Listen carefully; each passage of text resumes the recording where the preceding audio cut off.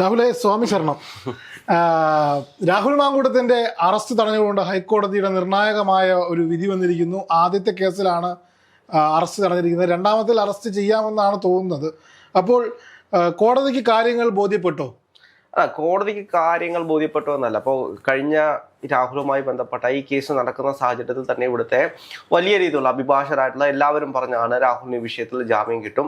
ഇപ്പോൾ കാണിക്കുന്ന ഒരു രാഷ്ട്രീയ നാടകങ്ങളാണ്. കാരണം നമുക്കറിയാം, ഇതുമായി ബന്ധപ്പെട്ട് ഇപ്പം രാഹുലിന്റെ വിഷയം എടുത്ത് നോക്കിക്കഴിഞ്ഞാൽ രാഹുലും മറ്റൊരു പെൺകുട്ടിയുമായിട്ടുള്ള റിലേഷൻഷിപ്പുമായി ബന്ധപ്പെട്ടുള്ള വിഷയങ്ങളാണ് അതിനകത്തുള്ളത്.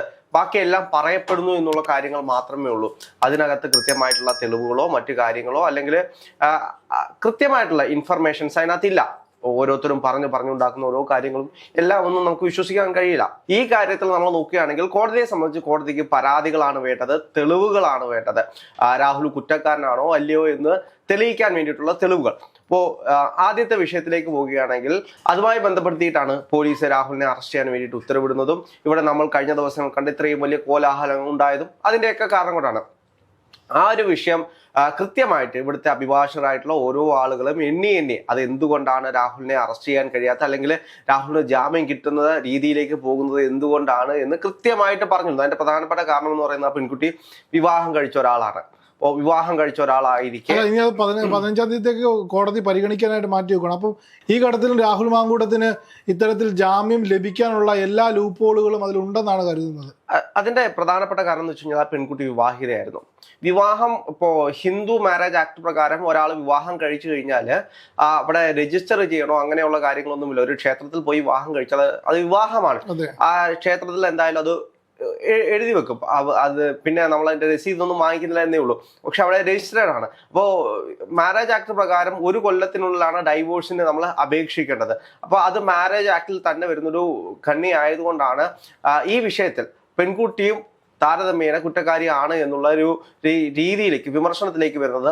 അതൊക്കെ കൊണ്ടാണ് രാഹുൽ മാങ്കൂട്ടത്തിന് ജാമ്യം കിട്ടുന്നത്. പക്ഷേ ഇതിൽ നമ്മൾ നോക്കിക്കഴിഞ്ഞാൽ ഇപ്പോൾ രാഹുലിനെതിരെ ഒരു കേസ് ചാർജ് ചെയ്ത് രാഹുലിനെ അറസ്റ്റ് ചെയ്യാൻ പാകത്തിന് ഒരു കേസ് ആയതിന്റെ പ്രധാനപ്പെട്ട കാരണം ഒരു കുഞ്ഞ് ഭ്രൂണഹത്യ ചെയ്യാൻ പ്രേരിപ്പിച്ചു, ഇതുമായി ബന്ധപ്പെടുത്തി അല്ലെങ്കിൽ ഭീഷണിപ്പെടുത്തി ഭ്രൂണഹത്യ ചെയ്യിപ്പിച്ചു, ഇതുമായി ബന്ധപ്പെടുത്തിയിട്ടാണ് രാഹുൽ മാങ്കൂട്ടത്തിനെ അറസ്റ്റ് ചെയ്യാനുള്ള എല്ലാ ഉത്തരവുകളും കൈക്കലാക്കിയിട്ടുള്ളത്. അപ്പം അതിന് ശേഷമാണ്, അതായത് ഈ കേസുകളെല്ലാം നടക്കുന്നതിനിടയ്ക്കാണ് കഴിഞ്ഞ ദിവസം മറ്റൊരു പെൺകുട്ടി കൊടുത്തു എന്ന് പറഞ്ഞ മാധ്യമങ്ങളിലൂടെ എല്ലാം കണ്ടു. അപ്പം കോടതി പറയുന്നതനുസരിച്ച് ആദ്യത്തെ കേസിന് രാഹുലിന് ജാമ്യം അനുവദിച്ചിട്ടുണ്ട്. അതാണ് ഇപ്പോൾ നിലവിലെ റിപ്പോർട്ട് കൊടുത്തിട്ടുള്ളത് കോടതിയിൽ.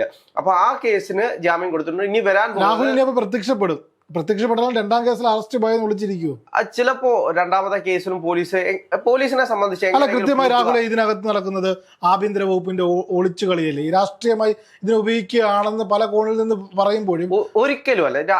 രാഷ്ട്രീയപരമായിട്ട് ഒളിച്ചുകളികളുണ്ട്. ഒളിച്ചുകളി എന്ന് പറയുന്നത് തെരഞ്ഞെടുപ്പ് വരാൻ പോവുകയാണ്. സർക്കാരുമായി ബന്ധപ്പെട്ട് ഒരുപാട് സാധനങ്ങൾ അടിക്കാൻ വേണ്ടിയിട്ട് കോൺഗ്രസിന്റെ കയ്യിൽ ഉണ്ടായിട്ടും അതൊന്നും പൊക്കാൻ പോലും കഴിയാത്ത രീതിയിലാണ് കോൺഗ്രസ് രാഹുലിന്റെ കേസിൽ ഡിഫെൻഡ് ചെയ്ത് മുന്നോട്ട് പോയിക്കൊണ്ടിരിക്കുന്നത്. ഓരോ ദിവസവും രാഹുലുമായി ബന്ധപ്പെട്ട ഇപ്പോൾ ഏത് മാധ്യമത്തിന്റെ ചർച്ച എടുത്തു നോക്കൂ. കഴിഞ്ഞ ദിവസങ്ങളെല്ലാം നമ്മൾ ചർച്ച ചെയ്യാൻ വേണ്ടിയിട്ട് വിഷയങ്ങൾ തപ്പിപ്പോകുന്ന ഒരു സാഹചര്യം, അത് വളരെ വലിയ ബുദ്ധിമുട്ടാണ്. ഏത് വെബ് പേജ് നോക്കിക്കഴിഞ്ഞാലും, ഏത് പോർട്ടൽ നോക്കിക്കഴിഞ്ഞാലും, ഏത് ന്യൂസ് ചാനൽ നോക്കിക്കഴിഞ്ഞാലും ഒരു മണിക്കൂർ ഇടവിട്ട് പൊയ്ക്കൊണ്ടിരിക്കുന്ന എല്ലാ ന്യൂസുകളും രാഹുലുമായി ബന്ധപ്പെട്ട ന്യൂസുകളാണ്. അങ്ങനെ രാഹുലുമായി ബന്ധപ്പെട്ട ന്യൂസുകൾ പോകുന്ന ഒരു സാഹചര്യത്തിൽ മറ്റൊരു ന്യൂസിലേക്കും ആരുടെയും കണ്ടെത്താത്ത സാഹചര്യം, ആരും ചർച്ച ചെയ്യാത്തൊരു സാഹചര്യത്തിലേക്ക് പോകും. പിന്നെ ഇവിടെ കൃത്യമായിട്ടൊരു അജണ്ട കൃത്യമായിട്ട് സൃഷ്ടിച്ചിട്ടുണ്ട്. അതായത് രാഹുലിനെ സംബന്ധിച്ച് രാഹുൽ വിമർശിക്കുന്ന ഒരാളായിരുന്നു. മാധ്യമങ്ങളെ കൃത്യമായിട്ട് വിമർശിച്ചിരുന്നു.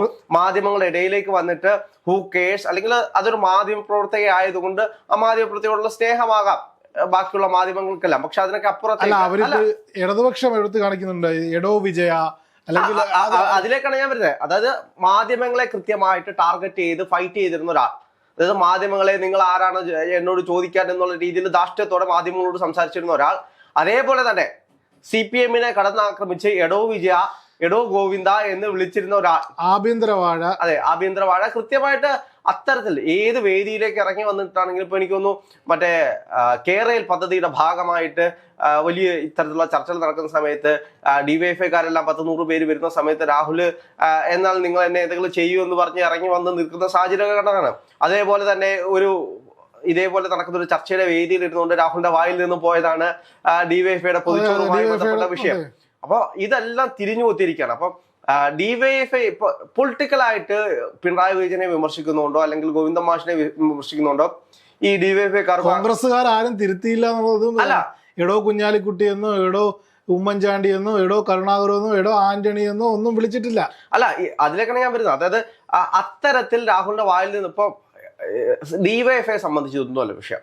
ഡിവൈഎഫ്ഐ നടത്തുന്ന പരിപാടിയെ പറ്റി രാഹുൽ അനാശാസ്യം എന്ന് പറഞ്ഞത് അത് വലിയ രീതിയിൽ ഡിവൈഎഫ്ഐക്ക് കൃത്യമായിട്ട് കൊണ്ടിട്ടുണ്ട്.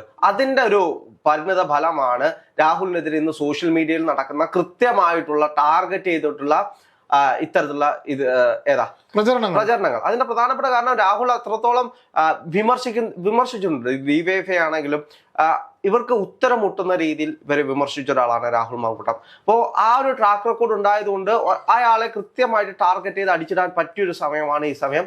ഇനി അയാൾ പൊങ്ങി വരാത്ത രീതിയിൽ കൃത്യമായിട്ട് അയാളെ അടിച്ചൊതുക്കിയിട്ടുണ്ട്. ഇനി 5 വർഷത്തിന് ശേഷം രാഹുൽ മാങ്കൂട്ടം വീണ്ടും വരുമെന്ന് പറഞ്ഞു കഴിഞ്ഞാലും വന്നു കഴിഞ്ഞാൽ അടിക്കാൻ മാറും.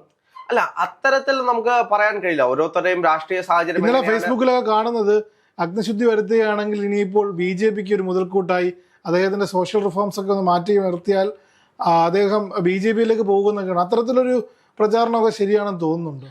അത് നമുക്ക് ഒരിക്കലും പറയാൻ കഴിയില്ല. രാഷ്ട്രീയമല്ലേ, ഓരോ വ്യക്തികളുടെ താല്പര്യമാണ്. ഇപ്പോൾ പല പാർട്ടിയിൽ നിൽക്കുന്ന, ഇപ്പോൾ കോൺഗ്രസിൽ നിൽക്കുന്ന ഓരോ ആളുകൾ BJPയിലും കമ്മ്യൂണിസ്റ്റ് പാർട്ടിയിലും പോകുന്നത് എന്തുകൊണ്ടാണ്? കമ്മ്യൂണിസ്റ്റ് പാർട്ടിയിൽ നിൽക്കുന്ന ആളുകൾ എന്തുകൊണ്ടാണ് BJPയിൽ പോകുന്നത്? പലപ്പോഴും അവരെ ഏറ്റവും കൂടുതൽ ഞങ്ങളാണ് BJPയെ വിമർശിക്കുന്നത് എന്ന് പറയുന്ന ആളുകൾ പോലും കോൺഗ്രസുമായിട്ട് മുന്നോട്ട് പോകാൻ കഴിയാത്തതുകൊണ്ട് BJPയിലേക്ക് ചേക്കേറുന്ന എത്രയോ CPM നേതാക്കന്മാരുണ്ട്. അതെന്തുകൊണ്ടാണ്? അത് നമ്മൾ അന്വേഷിക്കുന്നത്. ഇത് രാഷ്ട്രീയമാണ്, അധികാരമാണ്, അവരുടെ നിലനിൽപ്പിന്റെ രാഷ്ട്രീയമാണ്. അപ്പൊ നിലനിൽക്കാൻ വേണ്ടിയിട്ട് ഏത് ചേരിയിലും കൂടിച്ചേരുന്ന ഒരുപാട് പേരെ നമുക്കറിയാവുന്നതാണ്. കാലാകാലങ്ങളായിട്ട് കേരള രാഷ്ട്രീയത്തിൽ ഇത് തന്നെയാണ് സംഭവിച്ചുകൊണ്ടിരിക്കുന്നത്. അപ്പൊ അതിലൊന്നും നമുക്ക് പറയാൻ കഴിയും. ഇപ്പം BJP ആണെങ്കിൽ ഒരു 10 വർഷമായിട്ടുള്ളൂ കേരളത്തിലേക്ക് സജീവമായിട്ട് വന്നിട്ടുണ്ടെങ്കിലും അതിലേക്ക് പോയിട്ടുള്ള ആളുകളുടെ എണ്ണം നോക്കിക്കഴിഞ്ഞാൽ CPMൽ നിന്നും കോൺഗ്രസിൽ നിന്നും വലിയ വലിയ കൊമ്പന്മാർ പോയിട്ടുണ്ട്. ഇപ്പൊ CPMനെയും കോൺഗ്രസ് പാർട്ടിയൊക്കെ കൃത്യമായിട്ട് ഭരിച്ചുകൊണ്ടിരുന്ന ലീഡർഷിപ്പിൽ കൃത്യമായിട്ട് നിന്നിരുന്ന എത്രയോ നേതാക്കന്മാരാണ് BJP. പക്ഷെ ഇപ്പോഴും ഒരു കൂട്ടം ആളുകൾ രാഹുലിനെ കണ്ണടച്ച് വിശ്വസിക്കുന്നു, സപ്പോർട്ട് ചെയ്യുന്നു. അതിന്റെ പ്രധാനപ്പെട്ട കാരണം എന്ന് പറയുന്നത് ഇത് തദ്ദേശ സ്വയംഭരണ തെരഞ്ഞെടുപ്പ് നടക്കുന്ന സമയമാണ്. ഈ തെരഞ്ഞെടുപ്പിൽ ഇപ്പോൾ പോലും രാഹുലിനെ അറസ്റ്റ് ചെയ്യാതെ ഈ വിഷയം ഇങ്ങനെ നീട്ടി കൊണ്ടുവന്നു. അതായത് ഈ ഒരു തെരഞ്ഞെടുപ്പ് കാലത്ത് തന്നെ കൃത്യമായിട്ട് അത് പ്ലേസ് ചെയ്യാനും അത് കൃത്യമായിട്ട്, അതായത് ഇതിനകത്ത് കുറേ കാര്യങ്ങൾ നടക്കുന്നതെന്ന് വെച്ച് കഴിഞ്ഞാൽ ദുരൂഹതകളുണ്ട്.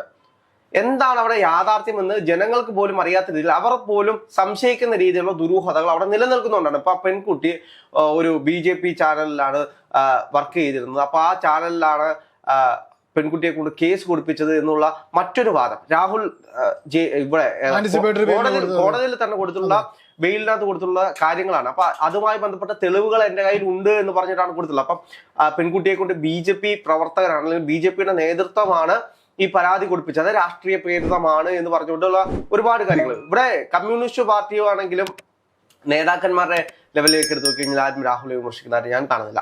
അപ്പൊ കഴിഞ്ഞ ദിവസങ്ങളാണെങ്കിൽ എല്ലാവരുടെയും ബൈറ്റുകൾ ചോദിച്ചാൽ പോലും അവർ ഒഴിഞ്ഞു മാറുന്നൊരു സ്ഥിതി പലപ്പോഴും ഉണ്ട്.